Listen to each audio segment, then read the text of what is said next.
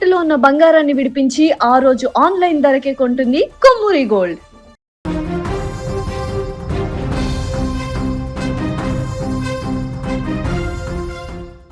తెలుగు సినీ పరిశ్రమ నుంచి మరో ఆందోళనకరమైన వార్త వెలుగులోకి వచ్చింది.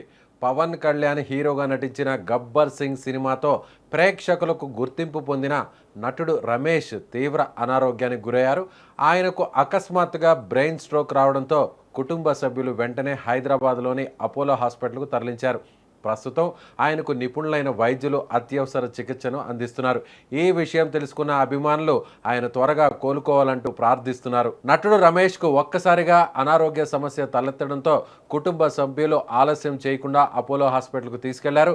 వైద్య పరీక్షల అనంతరం ఆయనకు బ్రెయిన్ స్ట్రోక్ వచ్చినట్లు నిర్ధారణ చేశారు. దీంతో వెంటనే ప్రత్యేక వైద్య బృందం చికిత్సను ప్రారంభించింది.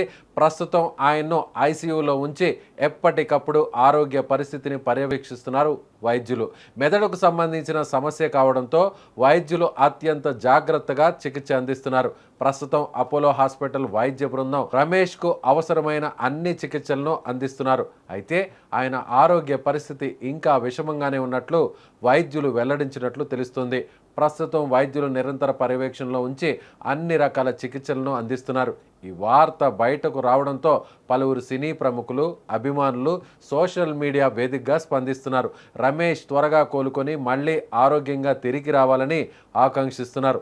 ఆయనతో కలిసి పనిచేసిన పలువురు కళాకారులు, నటులు కూడా ఆయన ఆరోగ్యంపై ఆరా తీస్తున్నట్లు తెలుస్తోంది. ఇక తెలుగు సినిమా పరిశ్రమలో పలు చిత్రాల్లో నటించి తనకంటూ ప్రత్యేక గుర్తింపు సంపాదించుకున్నారు నటుడు రమేష్.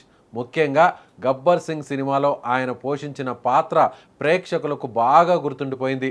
ఆ తర్వాత కూడా పలు సినిమాల్లో క్యారెక్టర్ ఆర్టిస్ట్గా నటిస్తూ తనదైన ముద్రను వేసుకున్నారు. తెరపై సహజమైన నటనతో ప్రేక్షకులను ఆకట్టుకున్న ఆయనకు సినీ పరిశ్రమలో మంచి గుర్తింపు కూడా ఉంది. మొత్తానికి గబ్బర్ సింగ్ నటుడు రమేష్ ఆరోగ్య పరిస్థితి ప్రస్తుతం ఆందోళనకరంగానే ఉన్నప్పటికీ ఆయనకు అత్యుత్తమ వైద్యం అందుతోంది. అభిమానులందరూ ఆయన త్వరగా కోలుకొని మళ్ళీ సాధారణ జీవితంలోకి వచ్చి సినిమాల్లో నటించాలని కోరుతున్నారు.